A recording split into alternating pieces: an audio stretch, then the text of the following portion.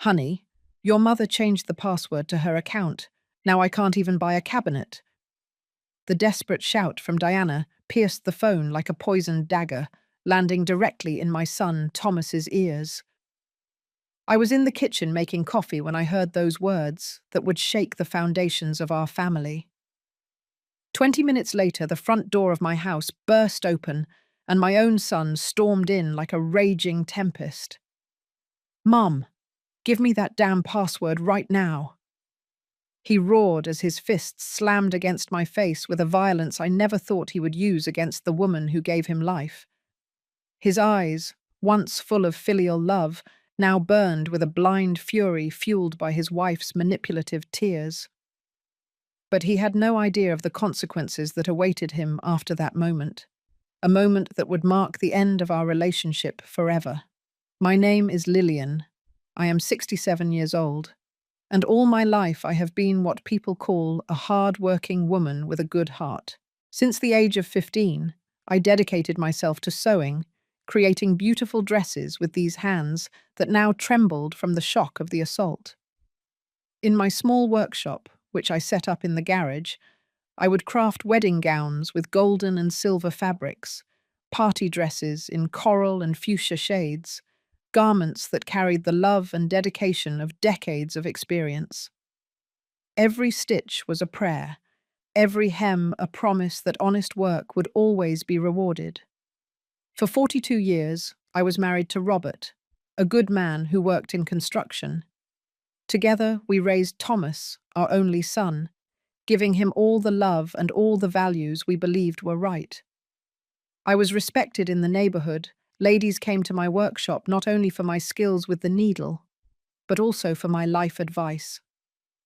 "Mrs. Lillian always knows what to say," they would comment as I adjusted their dresses or repaired their husbands' clothes. My reputation extended throughout the area. Mothers of brides traveled from distant towns to have me make the most important dress of their daughters' lives.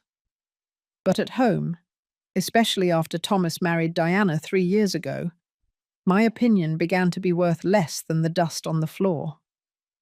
My daughter-in-law arrived with honeyed smiles and sweet words, calling me sweet mummy and hugging me every time we met. At first, I thought I was lucky, that my son had found a loving woman who would treat me like a second mother. How wrong I was. She was an accomplished actress, capable of changing masks whenever it suited her. When Robert died 2 years ago from a sudden heart attack, my world collapsed. Not only did I lose the love of my life, but I discovered something I never imagined. We had more money saved than I thought. Robert had been very discreet with finances, saving every extra penny in an account I did not know about. When reviewing the papers with the lawyer, I learned that I had almost $120,000 between savings and life insurance. It was a fortune for a woman like me, accustomed to counting every coin. At first, that money gave me peace of mind. I knew I could live out the rest of my days with dignity, without depending on anyone. But Diana had other plans. It started with small and seemingly innocent requests. "Sweet mummy, can I borrow your card to buy a few little things for the house? Thomas's salary just isn't enough for us this month." Her eyes would fill with fake tears as she talked about the financial difficulties they faced as a young couple. I, with a soft heart and wanting to help my son, handed her the card, thinking she would buy the basics. Food, cleaning products, perhaps some necessary clothes. But the few little thing for the house quickly turned into a leather sofa for $3,000, a glass dining table for $2,500, luxury appliances that cost more than my entire house. When I checked the bank statements, I almost fainted from the shock. "Sweet mummy, we just want to make our home beautiful for when we have babies," Diana would tell me in that angelic voice she had perfected to manipulate me. Her hands would stroke my arm as she showed me furniture catalogues that cost more than a seamstress's annual salary. "You know how important it is to have a nice environment to raise children, right?" And I, like a fool, would nod, thinking of the future grandchildren who would fill my life with joy. How blind I was to her tricks. The first few months after giving her access to my card, I tried to convince myself that it was normal for a young couple to want nice things. But when I saw that in a single month she had spent $8,000 on what she called basic decor, I knew something was terribly wrong. The red velvet sofa she bought cost more than what I earned in 6 months of work. The crystal chandelier in the dining room was worth the same as my professional sewing machine, the one it had taken me years to save up to buy. I decided to talk to Thomas, thinking he might be able to reason with her. "Son, I think Diana is spending too much," I told him one afternoon while we were having coffee in my kitchen. But instead of the understanding I expected, I saw his face harden. "Mom, my wife has good taste. What's the problem? It's your money, but it's also our future. You don't want your son to live well." His words hurt me more than any insult. It was as if I was no longer his mother, but an obstacle between him and the luxurious life Diana had promised him. That night, lying in my empty bed, I began to notice other strange details that I had ignored before. Diana always had perfectly manicured nails. She carried expensive designer bags that I recognized because some wealthy clients had shown me theirs. Her clothes were brand new every time I saw her. Silk dresses in golden and silver tones, shoes that sparkled like jewels. For a woman whose husband worked in a warehouse, earning barely $1,200 a month, she was living too well. One morning, while cleaning my workshop, I found a receipt that had fallen out of Diana's purse during her last visit. It was from a very exclusive beauty salon downtown, the same one where the wives of the area's wealthiest businessmen went. The facial treatment she had gotten cost $400. $400 for a single session. The same amount I charged for making an entire wedding dress, working for days. I began to investigate discreetly, reviewing the bank statements more carefully. What I discovered made me tremble with indignation. Not only was she buying expensive furniture, but she had been funding a lifestyle completely beyond their real means. 5-star restaurants appeared on the bills. Luxury hotels where she stayed with Thomas on weekends. Purchases at stores where a simple blouse cost more than many families' monthly rent. But what bothered me the most was discovering that she had been lying about everything. She had told Thomas that I gave her money voluntarily because I wanted to spoil him, when in reality, she took my card without my full knowledge of the amounts. She had created a version of reality where I was the generous mother-in-law financing her whims, while to me, she presented herself as the humble daughter-in-law, only asking for help for the basics. The final straw came when my neighbor, Angela, told me something that broke my heart. "Lillian, I saw your daughter-in-law the other day showing off to her friends at the shopping mall," Angela said. "She was saying she had the perfect mother-in-law, who gave her money without asking questions, and that she would never have to work because you supported her like a princess." Angela's words echoed in my head for days. I had become the butt of her friends' jokes, the foolish old woman funding the luxuries of an unscrupulous girl. That same week, I decided to take control of the situation. I went to the bank and changed the password to my account. I also cancelled the card Diana had been using and requested a new one only for myself. The bank employee, an older woman named Martha, looked at me with understanding when I explained my situation. "Mrs. Lillian, you are doing the right thing to protect your savings. I have seen many cases like yours, and they never end well if limits aren't set in time." Leaving the bank, I felt for the first time in months that I had regained some control over my own life. I would no longer be the silent victim of my daughter-in-law's abuse. But I had no idea of the storm that would unleash when Diana discovered that her days of reckless shopping had ended. The beast I had been feeding with my generosity was about to show its true claws. The first sign that Diana had discovered my decision came barely 2 days later. I was sewing a quinceañera dress in purple and gold tones when my phone rang.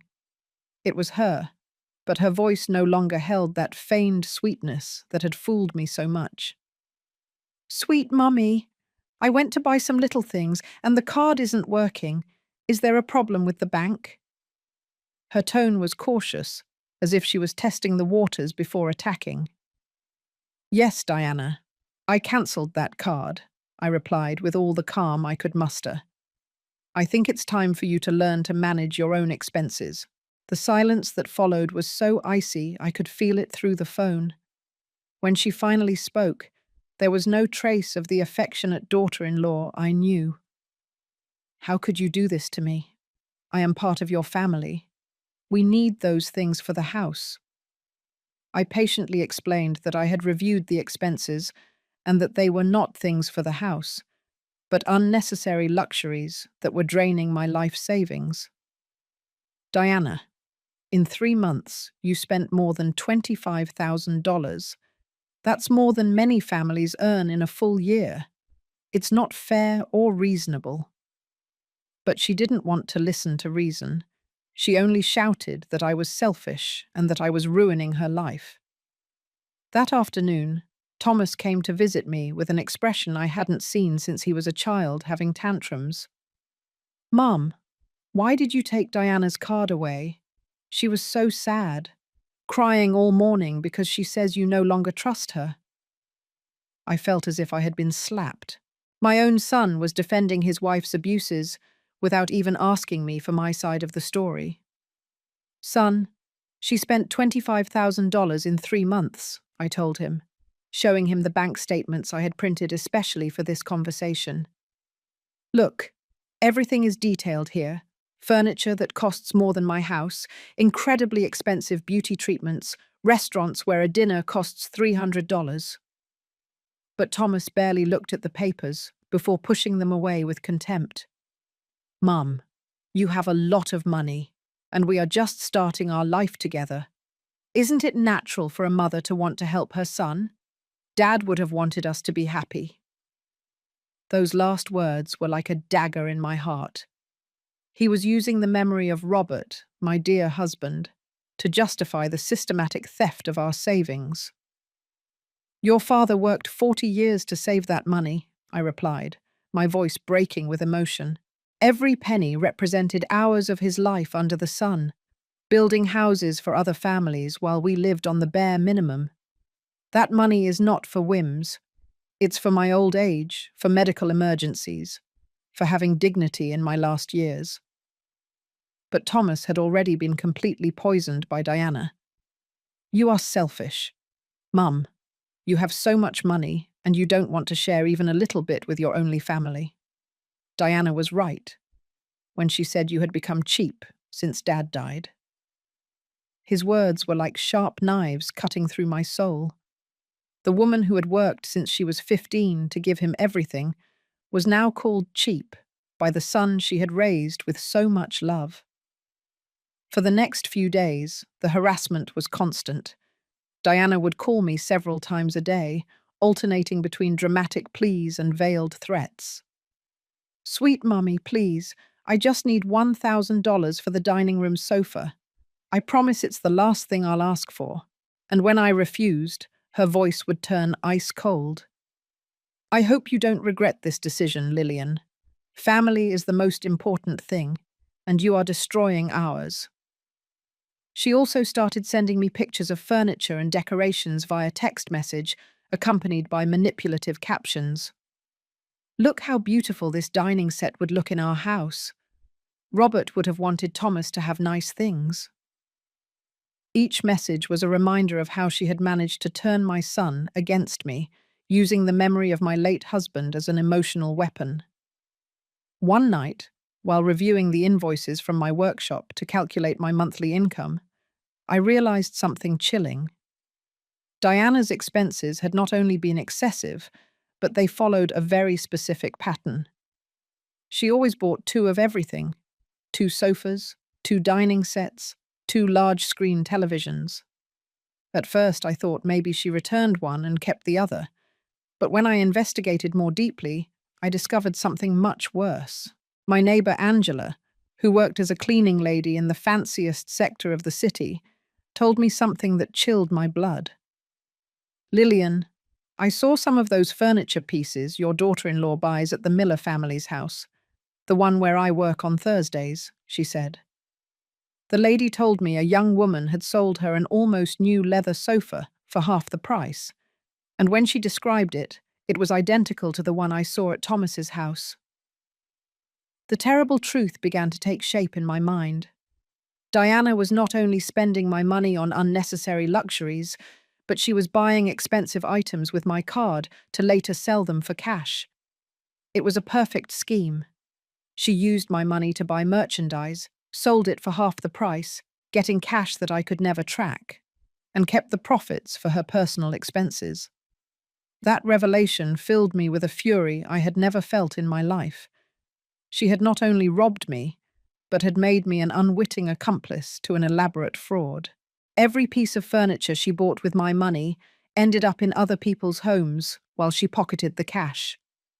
She was worse than a common thief. She was a professional con artist who had used my son's love as leverage to destroy my life savings. I decided it was time to take more drastic measures. I could not allow this woman to continue destroying everything that Robert and I had built with decades of honest work. But I had no idea how far Diana would be willing to go to defend her source of illicit income, nor of the violence she would unleash when she discovered that I had caught on to her true game. I decided I needed concrete evidence before confronting Diana directly or talking to Thomas again. All my life I had been a woman who preferred facts over rumors, and this situation would be no different. I started my investigation as an amateur detective, taking advantage of the fact that my age made me invisible to most people. No one suspects an elderly lady with a sewing bag asking seemingly innocent questions. My first stop was the furniture store, where Diana had bought the famous $3,000 sofa. I presented myself as a worried grandmother seeking information about a purchase my granddaughter had made. "Excuse me, miss," I said to the saleswoman. "My granddaughter bought a red leather sofa here a few weeks ago, and I need to know about the warranty." The girl, very kind, checked her system and not only confirmed the purchase, but showed me a picture of the product. "Oh yes, I remember that customer," she said, smiling. "Very elegant. She bought 2 identical sofas on the same day. She said one was for her and the other was a gift for her mother-in-law. Wasn't that thoughtful?" I felt as if I had been punched in the stomach. 2 identical sofas, each for $3,000, bought with my money, and I had never received any gift. It was confirmation that my suspicions were correct. Following the trail, I visited other stores where purchases appeared on my bank statements. In every place, the story was repeated. Diana bought luxury items always in duplicate, claiming one was a gift or for another room. Salespeople remembered her well because she paid the differences in cash when the prices exceeded the card limit, which meant she had access to considerable amounts of cash. Angela helped me investigate the second-hand market where her niece worked on weekends. "Aunt, there is a young woman who comes every week selling expensive, almost new furniture," Angela's niece told me. "She always says she's moving or changed her mind about the decor.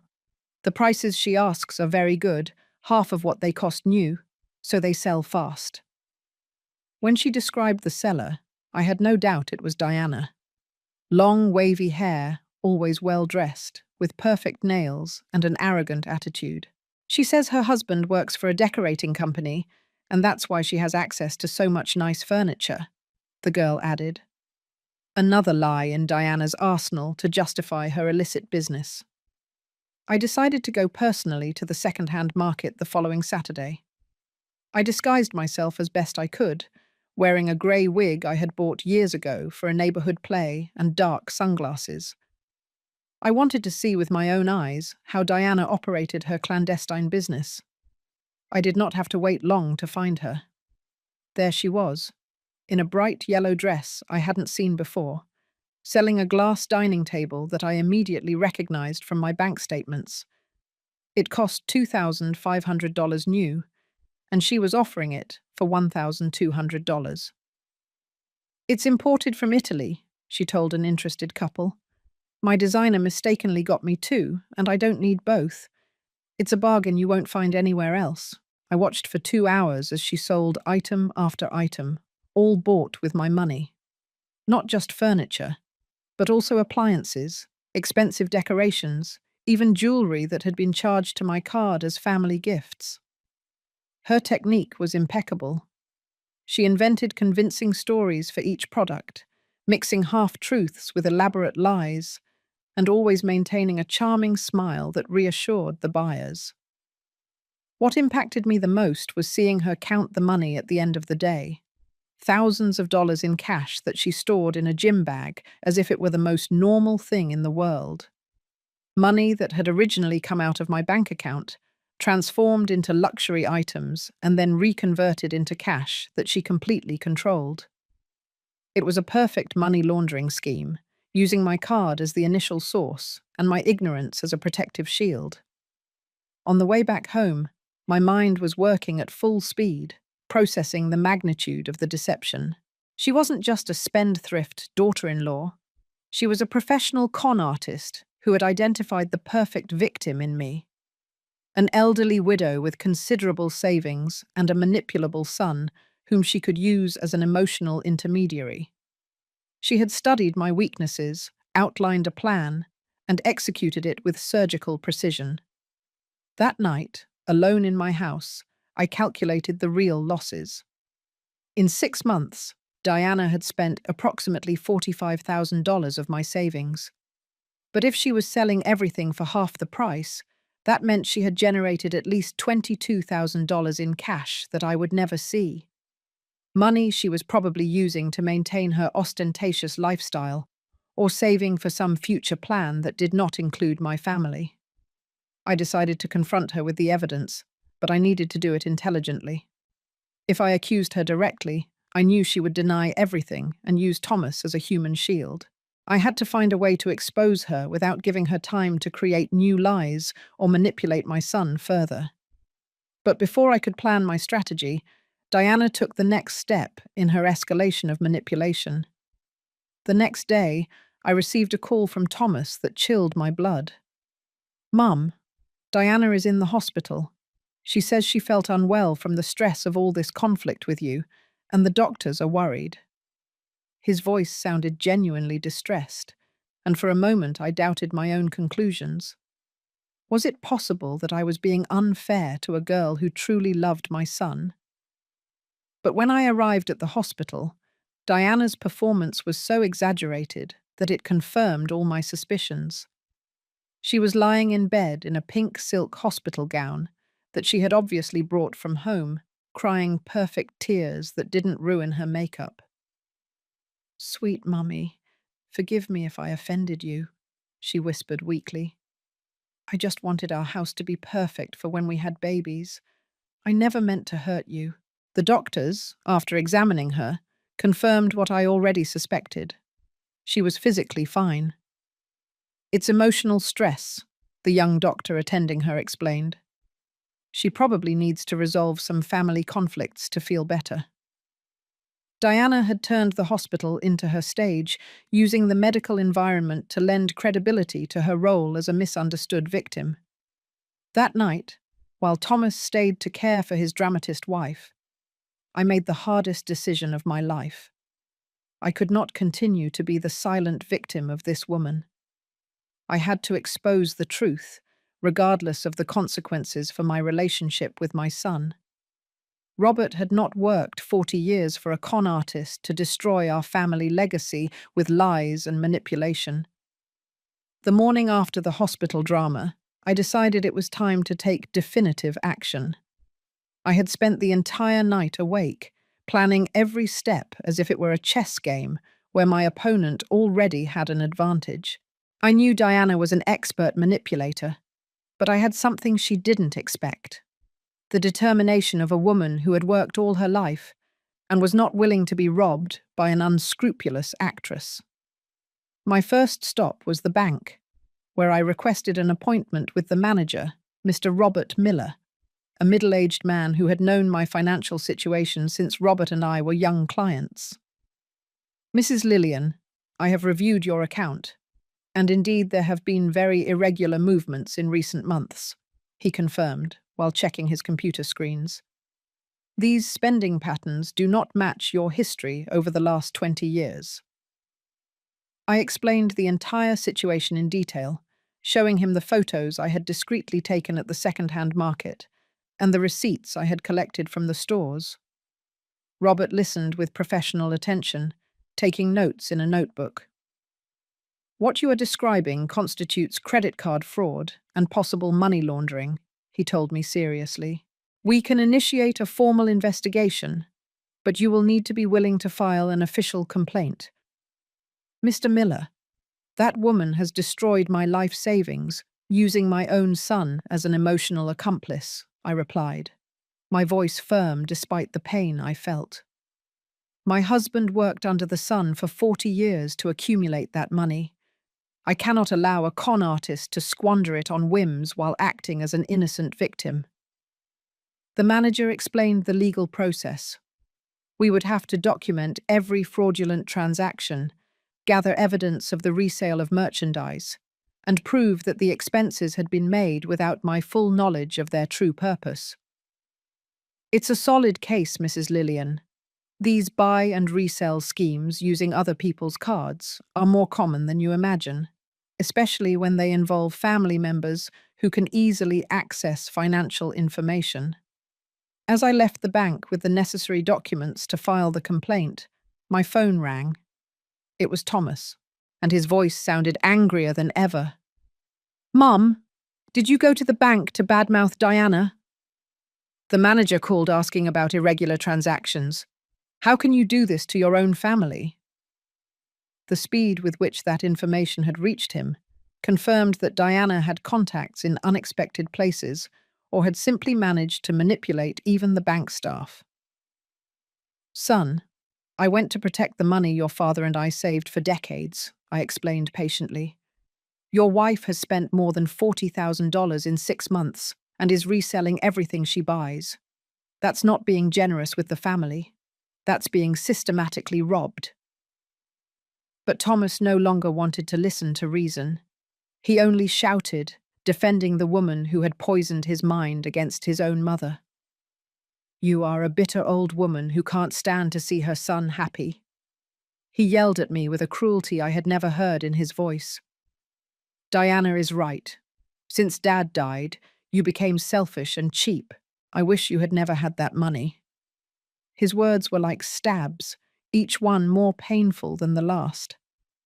The son I had raised with so much love now hated me for protecting the inheritance that would one day be his.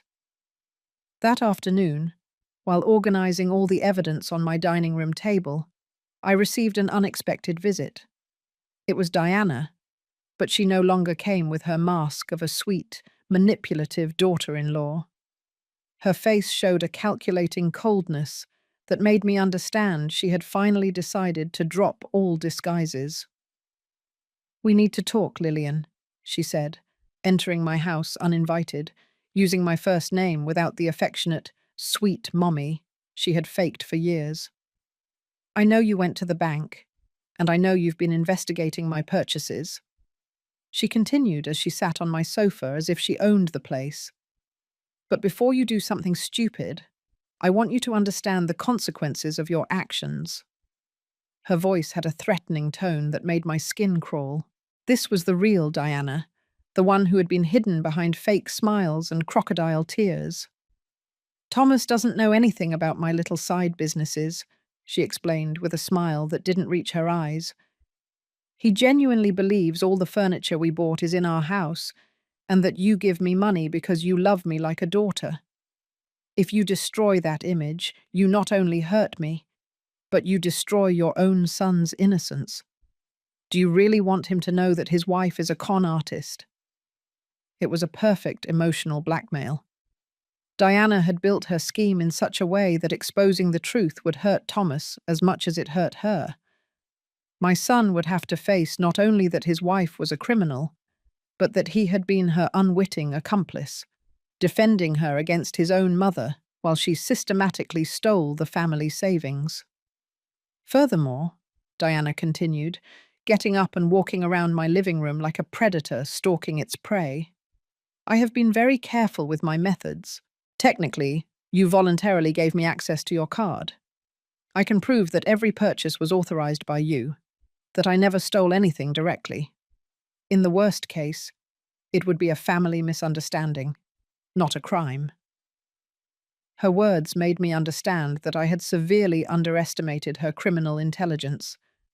She was not just an opportunist taking advantage, but a professional con artist who had studied every legal angle of her scheme. She had built her defense from day one, ensuring that if she was discovered, she would have arguments to escape legal consequences. "But I am reasonable," she said, stopping in front of my chair and looking down at me with superiority. "We can reach an agreement that benefits everyone. You give me complete access to your account again, and I make sure Thomas never knows the truth about what really happened to your money. We will continue to be a happy family, and no one gets hurt." The proposal was diabolical in its simplicity. Turn me into a conscious accomplice to my own robbery in exchange for maintaining family peace. Diana was offering me the opportunity to be robbed with dignity, without scandals or confrontations, only the slow agony of watching my savings disappear, while pretending to be the generous mother-in-law financing the whims of a con artist. "And if I refuse?" I asked her, though I feared the answer. Her smile became even colder, if that was possible. "If you refuse, I will tell Thomas that you have been harassing me, that you threatened me, that your obsession with money has made you paranoid and aggressive. He is already predisposed to believe me after all these months of preparation. You will become the villain of this story, the toxic mother-in-law who destroyed her son's marriage out of greed." It was the perfect checkmate. Diana had so skillfully manipulated the situation that any move I made would result in my own destruction. If I exposed her, I would hurt Thomas, and he would hate me for ruining his marriage. If I confronted her without enough evidence, she would paint me as the crazy villain obsessed with money. If I gave in to her blackmail, I would lose everything Robert and I had worked to build. But there was something Diana didn't know. A woman who had survived 67 years, who had raised a son alone while working, who had faced the death of her husband and rebuilt her life, would not surrender so easily to a 30-year-old con artist. The war was just beginning, and I had some cards she was not expecting. "I need time to think about your proposal," I told Diana, with the calmest voice I could muster, though inside I felt like a volcano was about to erupt. She smiled with satisfaction, believing she had won the game. "Of course, sweet mummy," she replied, returning to that false diminutive that now made me nauseous. "But don't take too long. Patience is not one of my most developed virtues." After she left, I sat in my armchair for hours, looking at the evidence scattered on my dining room table. Photos, receipts, bank statements, notes from my investigations. Everything seemed insignificant compared to the web of manipulation Diana had woven around my family. But the more I thought about it, the more I realized she had made a crucial mistake. She had underestimated the determination of a desperate mother. That night I called Angela, my neighbor and only confidant in this nightmare. "Angela, I need your help with something very important," I said. "Can you come to my house early tomorrow? We are going to set a trap that Diana will never see coming." My friend, who had witnessed all the abuse I had suffered in recent months, immediately agreed. "Lillian, it's about time that girl got what she deserved."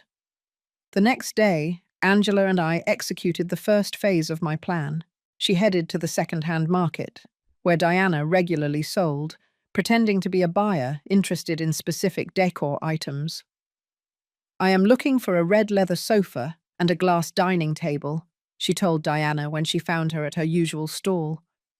"A friend told me you have very nice things and at good prices." While Angela kept Diana busy, I went to the house my son shared with his wife, using the emergency key Thomas had given me months ago. I needed to document exactly what furniture was actually in their home versus what appeared on my bank statements. What I found exceeded my worst expectations. The house was practically empty. The famous $3,000 sofa was not there, nor the glass dining table, nor most of the expensive appliances I had paid for.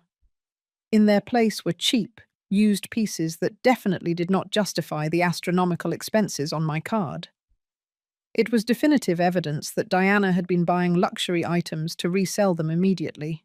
I took detailed photos of every room, documenting the real poverty of their decor, in contrast to the luxuries I had financed. In the bedroom, I found something even more revealing. A shoebox full of cash. Thousands of dollars in bills organized by denomination, the direct product of her fraudulent sales. It was more money than Thomas earned in several months of work. But the most shocking discovery was hidden in the bedroom closet. Behind Diana's clothes, I found a folder with documents that made me understand the true magnitude of her criminal plan. She wasn't just robbing me, she had been investigating other potential targets. Elderly widows with considerable savings, information about their families, their emotional weaknesses. Among the papers, I found a notebook with handwritten notes that chilled my blood. Lillian, sentimental widow, single manipulable son, approximately $120,000 in savings, no financial experience. There were other similar entries about older women in the neighborhood, all described as potential victims, with details about their vulnerabilities and financial resources. But what most disturbed me was finding a detailed plan for the next phase of her scam. Diana did not plan to settle for robbing my savings. She intended to convince me to grant her legal power over my finances, claiming I was losing my mental faculties due to age. She had researched dementia and Alzheimer's, preparing to use my supposed mental incapacity as justification for taking complete control of my estate. I photographed every document with my phone, making sure to capture every last detail of her criminal plan. It was more than enough evidence to prove that she was a professional con artist with multiple potential victims, not a careless daughter-in-law with family expenses. When I returned home, Angela had already returned from her mission at the market. "Lillian, you are right about everything," she confirmed with indignation. "That girl offered me exactly the furniture that appears on your bank statements. She even showed me photos on her phone of other items she would receive next week.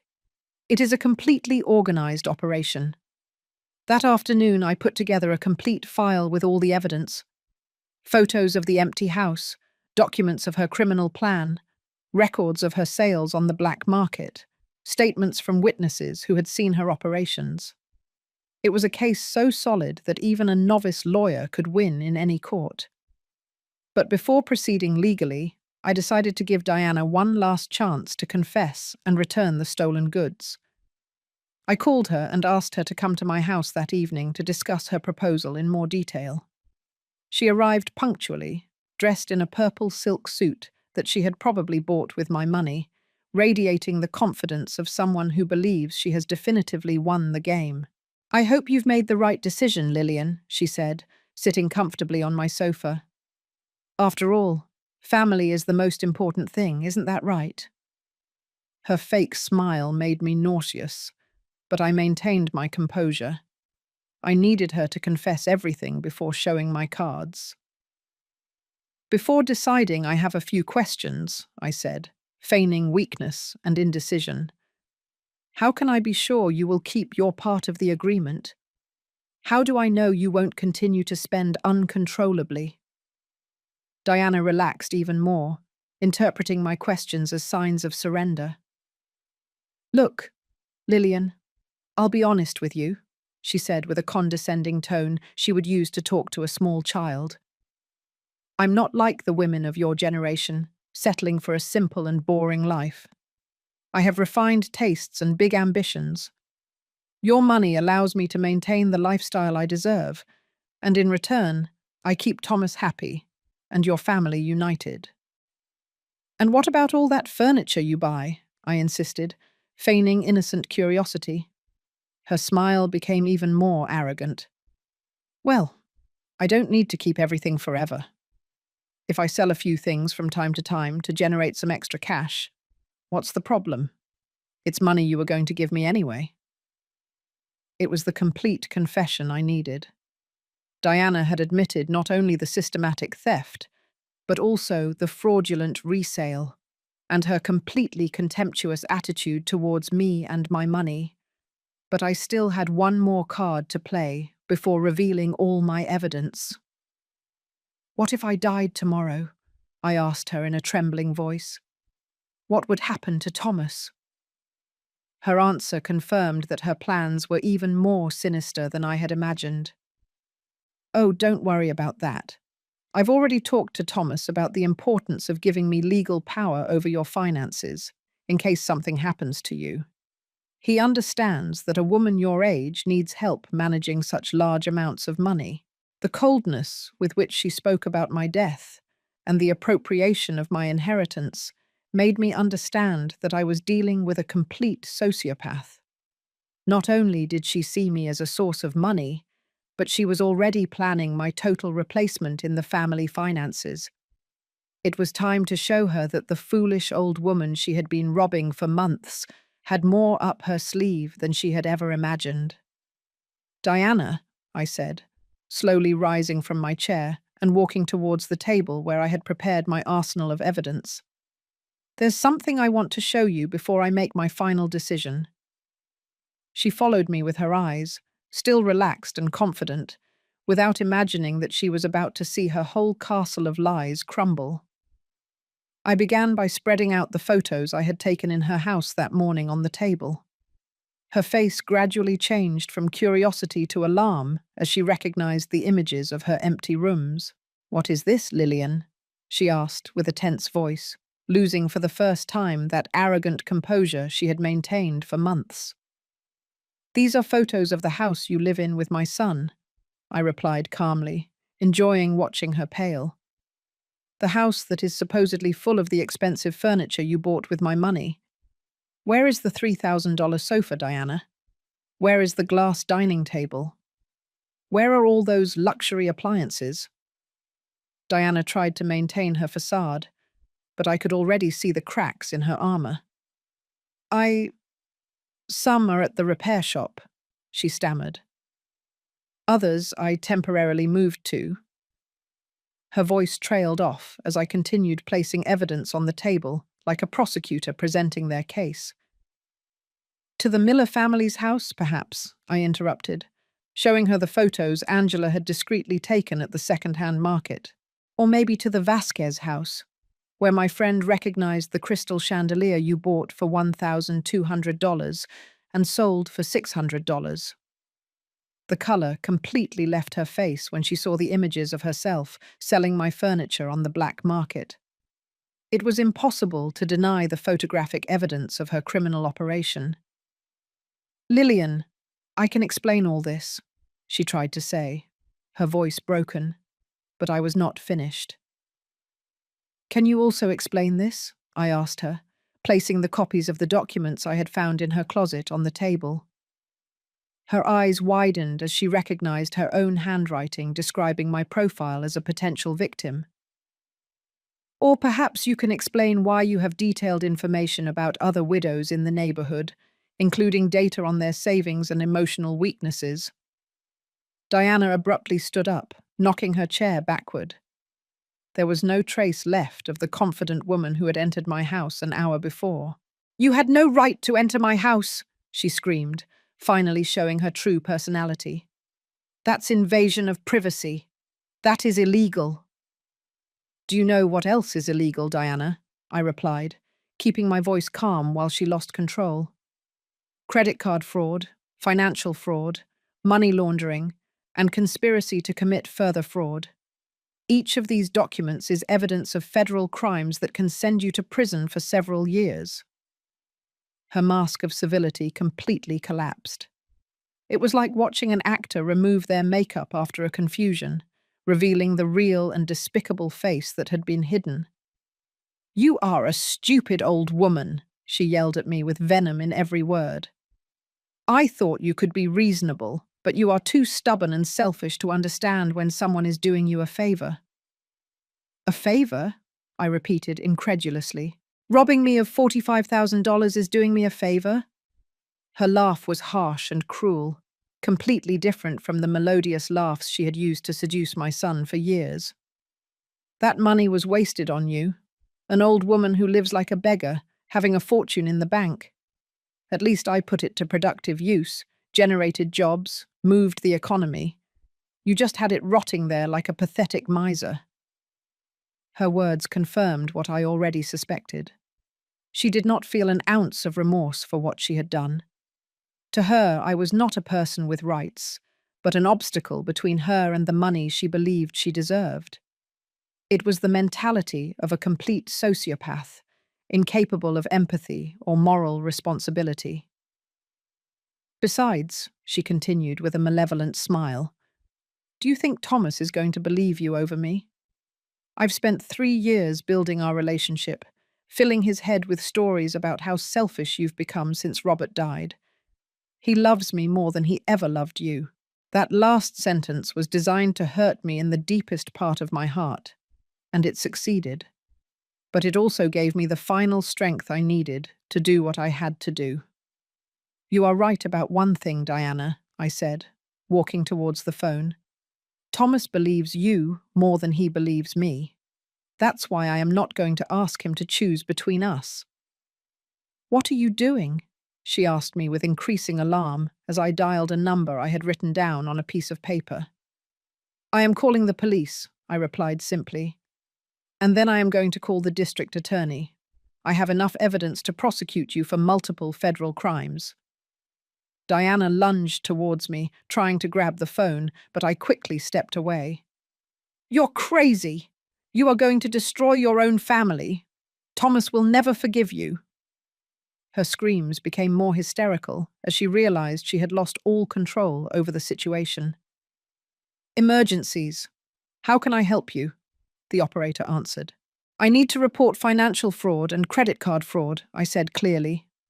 "I have the suspect in my house right now and complete evidence of multiple crimes." As I gave my address and briefly explained the situation, Diana ran around my living room like a caged animal. "You can't do this to me. I have rights. I am part of your family." But her protests only confirmed to the operator that the situation was real and urgent. "I'm going to tell Thomas that you threatened me," she screamed in desperation. "I'll tell him you physically attacked me, that you are losing your mind." But it was too late for her manipulations. The evidence spoke for itself, and there was no longer any way to twist reality in her favor. When she heard the sirens approaching, Diana did something I never expected. She ran to my kitchen and returned with a butcher knife in her hand. "If you are going to destroy me, I am taking you with me," she screamed, her eyes bloodshot, all her civilized composure completely evaporated. "Diana, put that knife down," I told her, trying to stay calm as I backed toward the door. "You're only making your situation worse." But she was beyond any reasoning, consumed by the rage of seeing her perfect plan crumble. "3 years planning this, 3 years tolerating your boring son and your stupid comments, all for a nosy old woman to ruin everything." She brandished the knife erratically, without a clear target, but clearly dangerous. The knocking on the door grew louder. "Police, open the door!" Diana turned toward the sound with the knife still raised, her mind clearly malfunctioning under pressure. It was the most dangerous moment, when a cornered criminal could make completely irrational decisions. "She's in here," I yelled toward the door. "She has a knife." The sound of the door being forced open was immediately followed by authoritative voices ordering Diana to drop the weapon. Her reign of terror had come to an end, but the consequences of her actions were just beginning to unfold. "Drop the weapon immediately and put your hands where we can see them," shouted the officer who led the group of police who had burst into my living room. There were 3 uniformed officers, all with their weapons drawn and pointing directly at Diana, who continued to brandish the knife with erratic movements and bulging eyes. "She's setting me up," Diana shrieked, not letting go of the knife. "She's a crazy old woman who hates me because her son loves me more than her. This is all revenge." But her hysterical appearance, with disheveled hair and makeup running from tears of rage, contrasted dramatically with my calmness as I remained pressed against the wall, out of her reach. "Ma'am, I need you to put the knife down right now," insisted the senior officer, a man in his 40s with a firm but controlled voice. "We don't want anyone getting hurt here." His training was evident in the calm manner with which he handled the situation, but everyone could see that Diana was on the verge of a complete mental collapse. "I'm not going to jail for this miserable old woman," she yelled, turning the knife toward her own chest. "I'd rather die than let her destroy me." It was a typical theatrical move of her manipulative personality, but the officers could not risk it being a genuine gesture of self-harm. "Diana, please," I said from my corner, trying to use the maternal tone that had worked in the past. "Think of Thomas. He needs you alive, not dead. Drop the knife, and we can resolve everything like civilized people." But my words only seemed to infuriate her more. "Don't talk to me about Thomas. You destroyed everything. He was perfect for my plans, until you became suspicious." Her involuntary confession that she had used my son as a tool for her scams was clearly heard by everyone present, including the officers, who began to exchange meaningful glances. Finally, after several minutes of tense negotiation, one of the younger officers managed to get close enough to disarm her from a blind spot. The knife fell to the floor with a metallic sound that echoed throughout the house, immediately followed by the sound of handcuffs closing around Diana's wrists. "This isn't over," she yelled at me as they cuffed her. "Thomas will never forgive you for this. You are going to die alone and bitter, exactly as you deserve." Her threats and curses continued as they led her toward the patrol car, but I felt a peace I hadn't experienced in months. Detective Ryan Harrison, who had arrived shortly after the uniformed officers, sat down with me on my sofa to review all the evidence I had collected. He was a middle-aged man with clear experience in financial fraud cases, and his professional reaction to my documents reassured me of the solidity of my case. "Mrs. Lillian, this is one of the most complete family fraud cases I've seen in years," he told me as he examined the photos and documents. "Your daughter-in-law was not an amateur. This is a sophisticated criminal operation with multiple potential victims. They are going to prosecute her for several federal crimes." I explained in detail the entire chronology of events, from the first innocent purchases to the discovery of the plan to declare my mental incapacity. The detective took notes meticulously, occasionally asking specific questions about dates, amounts, and witness testimonies. "What do you think your son's reaction will be when he finds out about all this?" he asked me with professional sensitivity. It was the question I had been avoiding facing for weeks, but I knew it was inevitable. "Thomas has been completely manipulated by her for years," I admitted with pain. "He will probably blame me for destroying his marriage before accepting that his wife is a criminal." As if I had summoned him with my words, my phone rang at that moment. It was Thomas, and his voice sounded angrier than I had ever heard it. "Mom, what did you do? The police just arrested Diana. The neighbors called me saying there were patrol cars at your house. How could you call the police on your own family?" "Son, I need you to come home immediately," I told him with all the patience I could muster. "There are things you need to know about your wife, things that will hurt you but that you need to hear." But he didn't want to hear explanations, only shouted accusations and reproaches. "You are a bitter, vengeful old woman. Diana was right about you. Since Dad died, you became a horrible person." His words were like stabs, but I had already expected this reaction. Diana had spent years preparing my son for this moment, filling his mind with venom against me. "Thomas, come home now," I insisted. "Bring a lawyer if you want, but come and look at all the evidence before judging me. Your wife is not who you think she is." I hung up before he could respond, knowing he needed time to process the information without more shouting and accusations. As I awaited my son's inevitable arrival, Detective Harrison explained the legal process that would follow. Diana will be charged with credit card fraud, aggravated theft, money laundering, and, after today's incident, threats with a deadly weapon and resisting arrest. She's looking at a minimum prison sentence of 5 to 10 years. "And my money?" I asked, although I already knew that was the least important question in this whole tragedy. "We will have to track all recoverable assets. You will likely recover a significant portion, especially if we can locate the buyers of the illegally sold items." An hour later, Thomas arrived, accompanied by Steve, a young lawyer who worked at the same company where my son was employed. Both entered my house with hostile attitudes, clearly prepared to confront me for what they saw as unforgivable family betrayal. "Mum, you better have a very good explanation for all this," Thomas said, without even greeting me. "Steve says you could go to jail for making a false report against Diana. Do you really want to destroy your whole family for money?"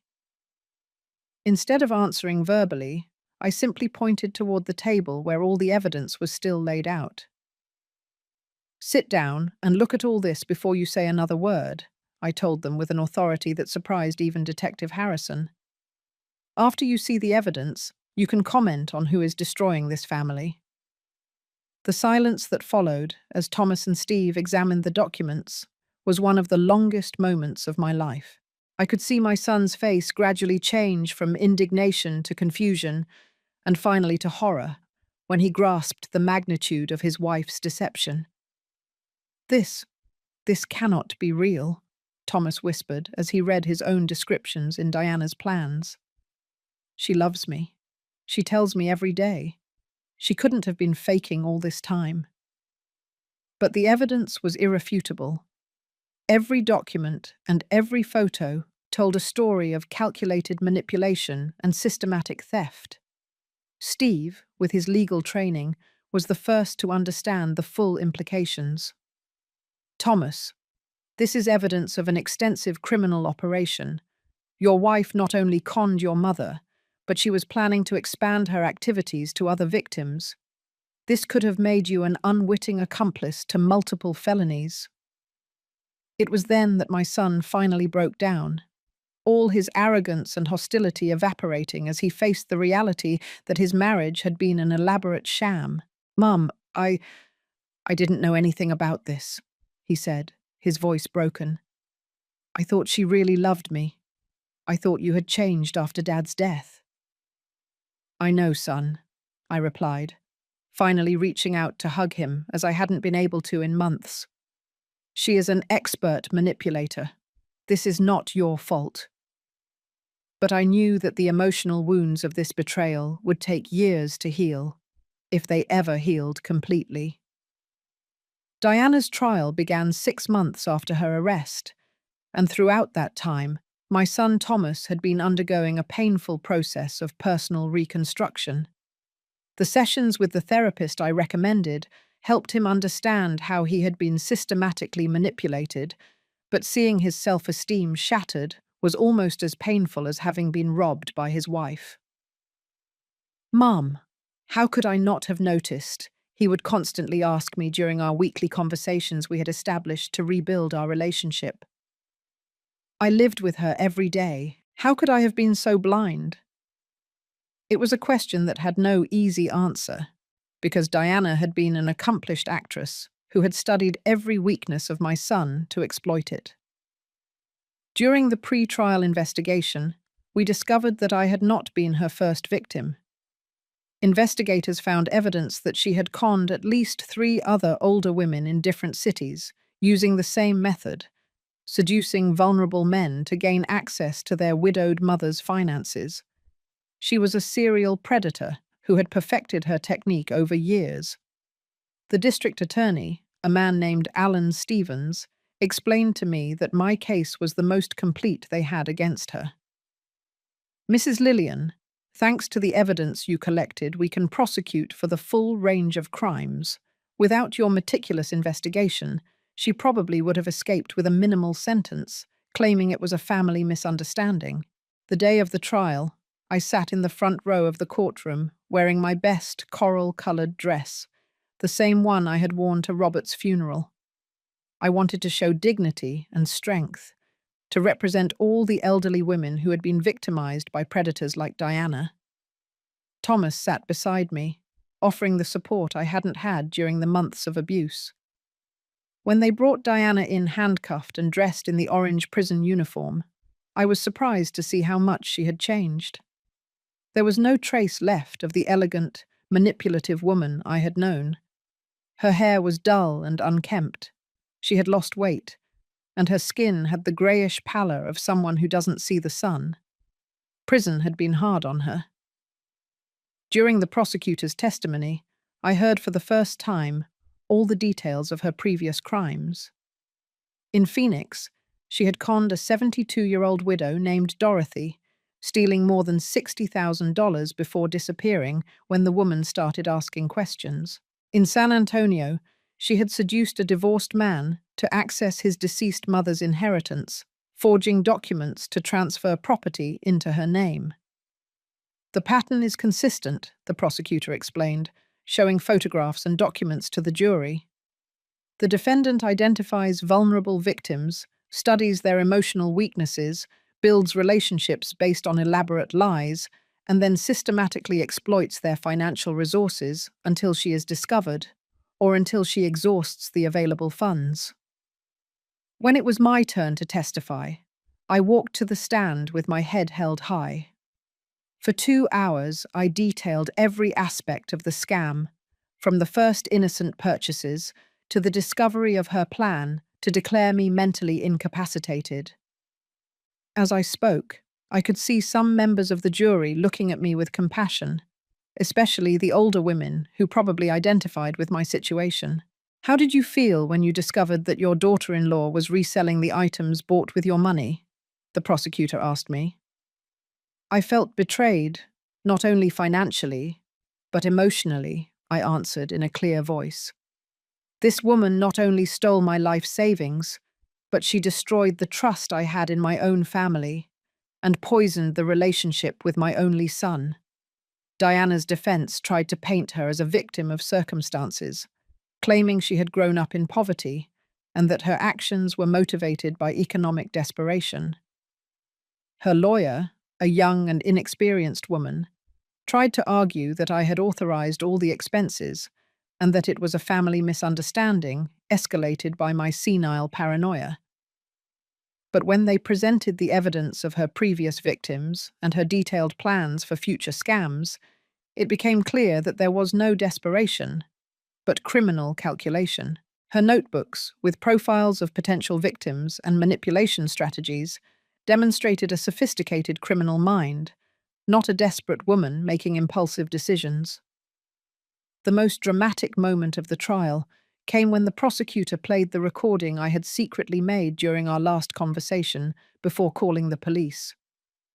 Using an application on my phone that Angela had taught me, I had captured Diana's complete confession about her scam methods and her future plans.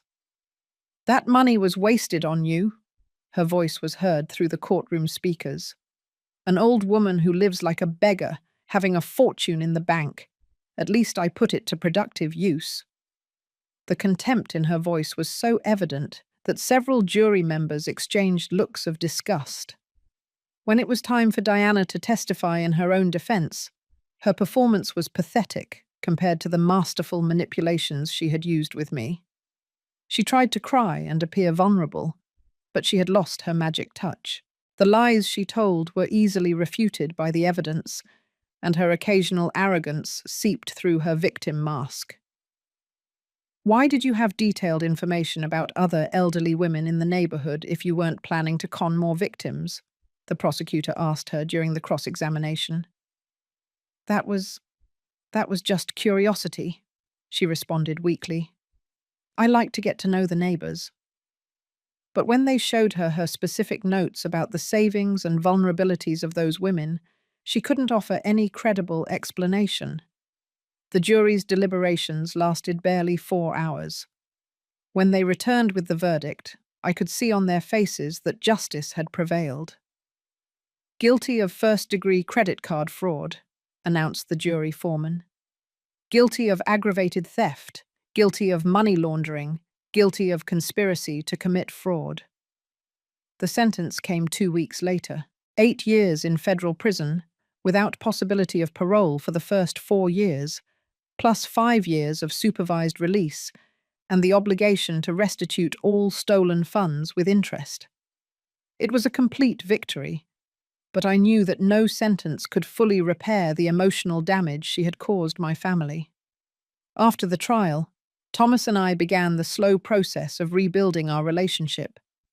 He moved temporarily into my house while he processed the divorce and reorganized his life.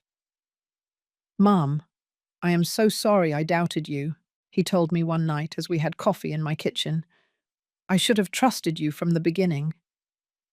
"Son, she was an expert manipulator," I replied, stroking his hand. "This is not your fault.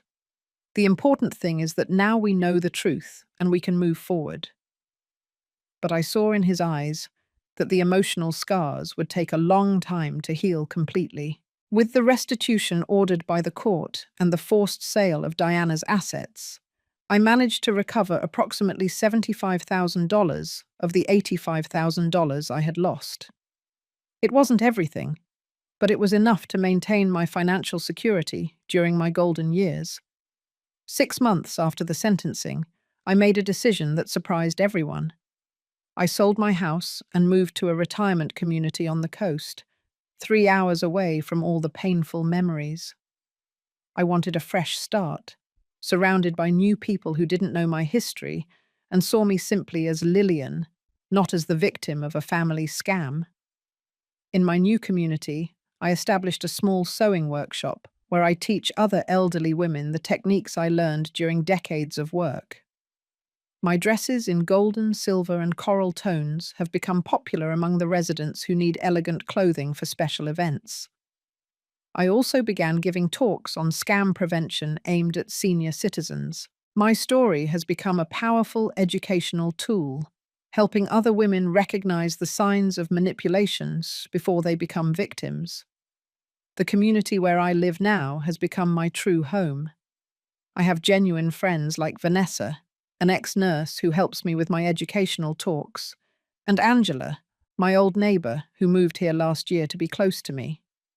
Every Tuesday, we organize a book club, and every Friday we have dance nights where widows like me rediscover the joy of moving to the rhythm of music without worrying about other people's opinions. My financial situation has completely stabilized. Diana's restitution, combined with the sale of my previous house and my income from the workshop, allows me to live comfortably without depending on anyone.